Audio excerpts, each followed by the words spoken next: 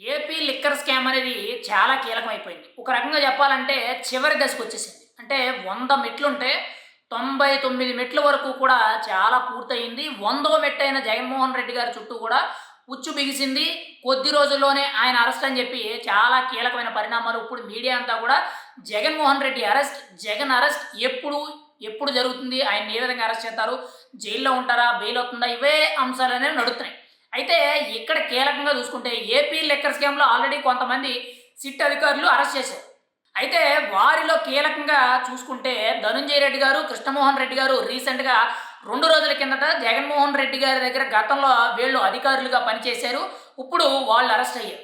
అయితే ఈ ధనుంజయ రెడ్డి గారు, కృష్ణమోహన్ రెడ్డి గారిని అరెస్ట్ చేసిన తర్వాత వీళ్ళని విచారించినప్పుడు ఇందులో కృష్ణమోహన్ రెడ్డి గారు ఎవరైతే ఉన్నారో జగన్మోహన్ రెడ్డి గారికి ఓఎస్డీ అధికారిగా ఈయన ప్రభుత్వానికి సంబంధించిన కీలక నిర్ణయాలు ధనుంజయ రెడ్డి గారు, ఈ పక్క కృష్ణమోహన్ రెడ్డి గారు తీసుకుంటే అందులో కృష్ణమోహన్ రెడ్డి గారు కూడా చాలా కీలకం. అయితే ఈ కృష్ణమోహన్ రెడ్డి గారు గతంలో ఆయన ప్రభుత్వ అధికారిగా ఉండేటప్పుడు అంటే ఆయన సర్వీస్‌లో ఉండేటప్పుడు చేసిన కొన్ని భోగోతాలు, కొన్ని లింకులు ఏవైతే ఉన్నాయో అవి కూడా ఇప్పుడు బయటపడుతున్నాయి. అంటే మనం ఇప్పుడు చేసిన పాపం అనేది ఇప్పుడు కాదు, ఒక 25 ఏళ్ల తర్వాత కూడా మన దరిద్రం పోకపోతే బయటపడుతుందనేటట్టు ఆయన ఎప్పుడో 2001లో చేసిన భోగోతాలు ఇప్పుడు పడుతున్నాయి. అంటే దగ్గరగా 24, 25 ఏళ్ల కిందట చేసిన భోగోతాలనేవి ఇప్పుడు బయటపడుతున్నాయి. అది ఏంటి అనంటే 2001లో ఈయన కర్నూల్‌కి తహసీల్దార్‌గా ఉన్నారు. అంటే ఎంఆర్ఓ కింద ఉన్నారు. ఆ టైంలో 1993లో జరిగిన బాంబు పేలుల్లో, ముంబై బాంబు పేలుల్లో ప్రధాన నిందితుడైన టెర్రరిస్టు అబూ సలీం అనే ఒక టెర్రరిస్ట్ ఎవరైతే ఉన్నారో తన ప్రియురాలు అంటే ఆ అబూ సలీం అనే టెర్రరిస్టు తన ప్రియురాలు ఎవరైతే ఉన్నారో మౌనికా బేడి అని చెప్పి ఒక మహిళ, ఆ ముంబైకి చెందిన నటి మహిళ ఎవరైతే ఉన్నారో ఆవిడికి ఈయన సహకరించి దొంగ సర్టిఫికెట్లు అనేవి కూడా జారీ చేయడం జరిగింది. అంటే ఆవిడ ఆ అబూ సలీం అనే టెర్రరిస్టు వీళ్ళిద్దరూ కూడా దేశం దాటి వెళ్ళిపోవడానికి దొంగ పాస్‌పోర్ట్‌లు కావాలి కాబట్టి, ఆ దొంగ పాస్‌పోర్ట్‌ల కోసం ముఖ్యంగా లోకల్ రెసిడెన్సీ అంటే మన ఇంటి అడ్రెస్ ఏదైతే ఉంటదో అవి దొంగ సర్టిఫికెట్లు పలానా కర్నూల్‌లో ఇలా మౌనికా బేడి అని చెప్పి హీరోయిన్ నటి ఎవరైతే ఉన్నారో ఆవిడ ఉంటున్నట్లు కొన్ని దొంగ సర్టిఫికెట్లు చేయించి అక్కడి నుంచి ఇప్పుడు ముంబై నటి కాదంబరి జత్వానీ కేసులో కీలకంగా ఉన్న ఐపీఎస్ అధికారి పీఎస్ఆర్ ఆంజనేయులు ఎవరైతే ఉన్నారో ఆయన అప్పుడు ఎస్పీ కింద ఉండేవారంట.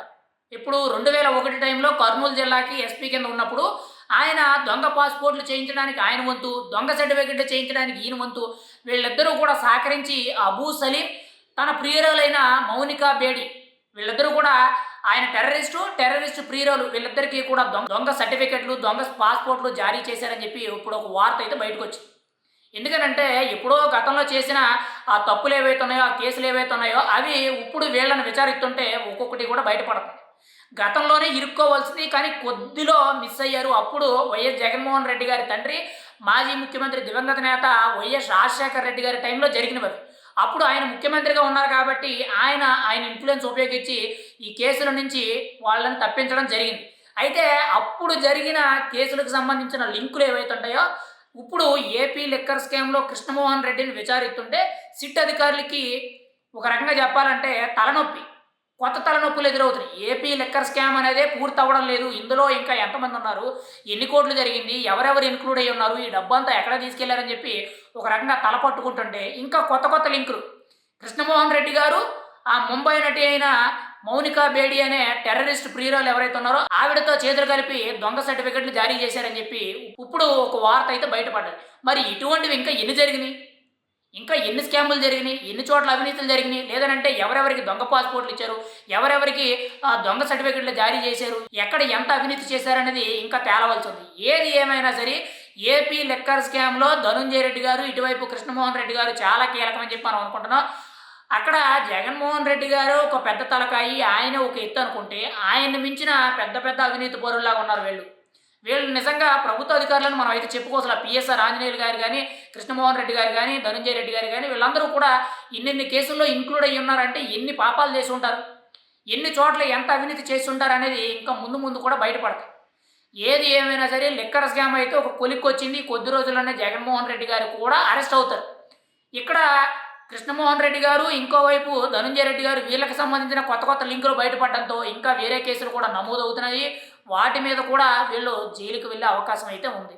రోజు రోజుకి కూడా వైఎస్ఆర్సీపీ ప్రభుత్వంలో జరిగిన అవినీతి అక్రమాలు, దారుణాలు, దోపిడీలు, దౌర్జన్యాలు, ఈ గూండాయిజం, రౌడీజాలు, భూ కబ్జాలు ఏవైతే ఉన్నాయో ఇటువంటి దారుణాలన్నీ కూడా ఇంకొక 20, 25 ఏళ్ల తర్వాత కూడా పడతాయి. దానికి ఉదాహరణ కింద చూసుకుంటే 2001లో జరిగిన దొంగ సర్టిఫికెట్లు, దొంగ పాస్‌పోర్ట్‌ల జారీ కేసు అనేది ఇప్పుడు ఏపీ లిక్కర్ స్కామ్‌లో 2025లో ఓపెన్ అయిందనంటే అసలు ఏ స్థాయిలో అవినీతి జరిగిందనేది మనం అర్థం చేసుకోవాలి. కాంగ్రెస్ పార్టీ హయాంలోనే జగన్మోహన్ రెడ్డి గారు కోటాను కోట్ల రూపాయలు అవినీతి చేశారని చెప్పి 16 నెలలు జైలుకి వెళ్ళొచ్చారు. ఇప్పుడు గత 5 ఏళ్ళు కూడా ఆయన పరిపాలించారు. మరి ఈ 5 ఏళ్లలో ఎన్ని వేల కోట్లు దోచేశారు, ఎన్ని వందల కోట్లు దోచేశారు అనేది మనకైతే తెలియవలసి ఉంది. ఫైనల్‌గా చూసుకుంటే లిక్కర్ స్కామ్‌లో జగన్మోహన్ రెడ్డి అరెస్ట్ ఖాయం.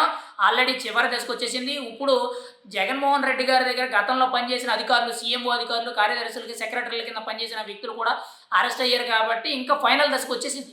ఇంకా వీళ్ళకి సంబంధించిన లింకులు, భోగోతాలు ఏమైనా ఉంటే అవి కూడా బయటపడతాయి. వాటికి సంబంధించిన కేసులు కూడా నమోదవుతాయి.